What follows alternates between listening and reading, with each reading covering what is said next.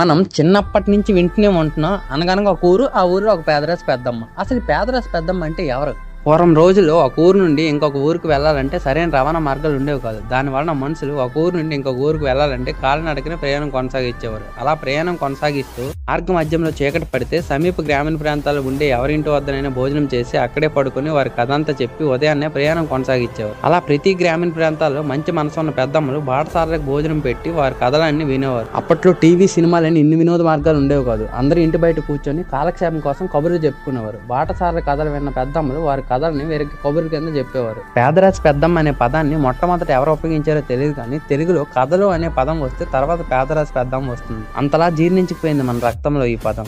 పేదరాశి పెద్దమ్మ కథ వినని చెవి ఉండదు, చదవని పెదవి ఉండదు, తెలియని తెలుగువాడే ఉండడు.